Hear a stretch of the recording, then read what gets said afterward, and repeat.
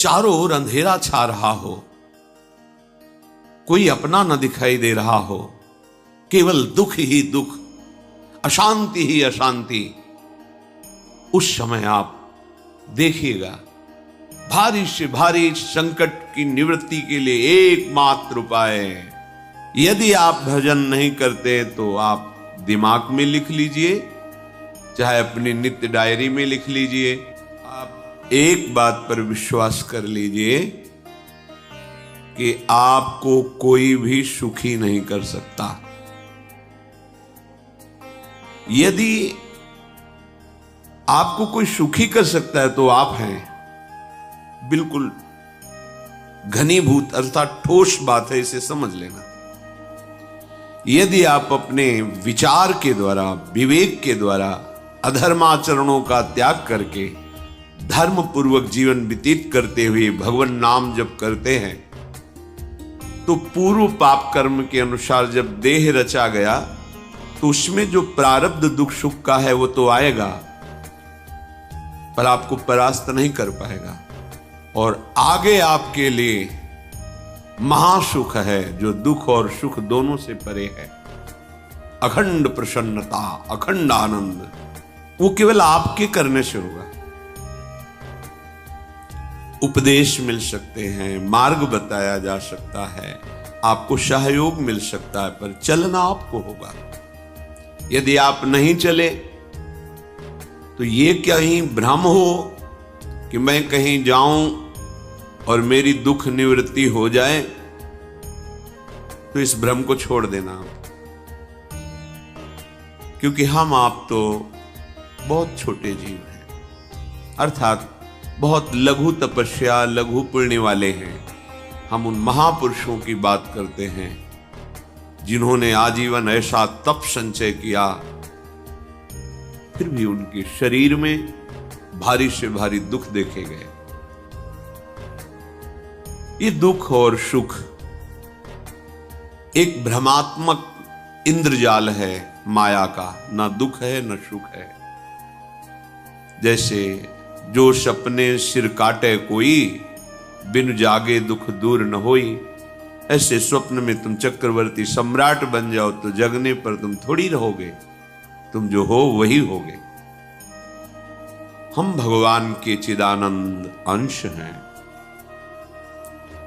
ये भूलकर हम अपने को स्त्री पुरुष, अच्छा बुरा, धनी निर्धन, दुखी सुखी आदि आदि बहुत सा प्रपंच है, इसे हम अपने दिमाग में बैठा लिया है। जब तक आप ये प्रपंच नहीं छोड़ोगे तब तक आपको सुखी कोई कर ही नहीं सकता, क्योंकि दुखालयम नाशवान संसार का तो तुमने अस्तित्व रखा है। अगर ये किसी के दूर करने से होता तो स्वयं जगत गुरु परब्रह्म परमात्म तत्व भगवान श्री कृष्ण सामने हैं और अर्जुन को कह रहे हैं, मात्रा स्पर्शास्तु कौन्तेय शीतोष्ण सुख दुखदा आगमा पायनो अनित्यास्तास्तितिक्षस्व भारत।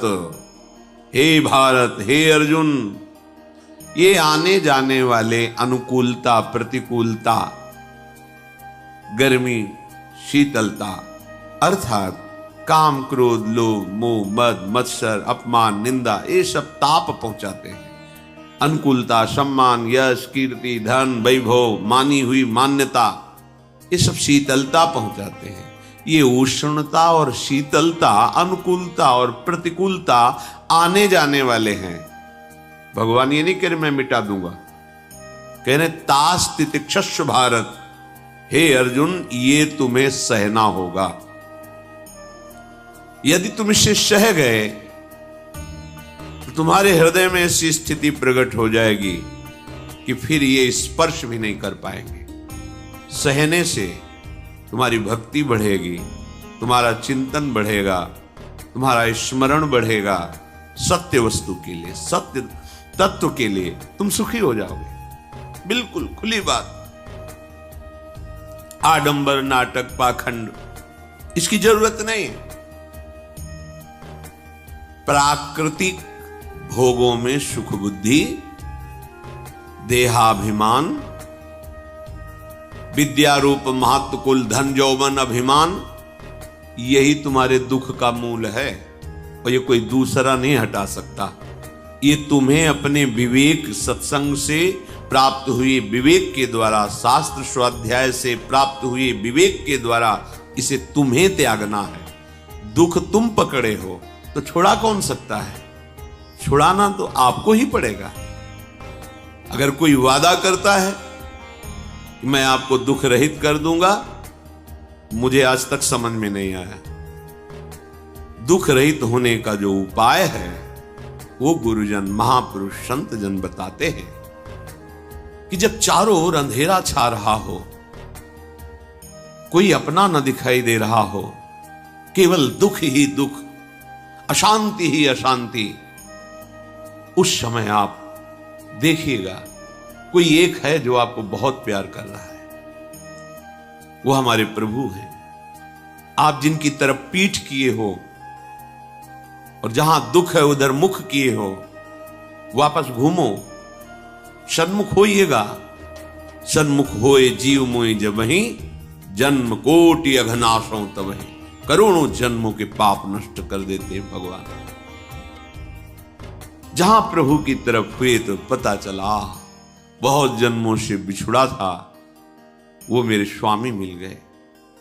भारी से भारी संकट की निवृत्ति के लिए एकमात्र उपाय भगवान श्री हरि का आश्रय, उनके नाम का जप।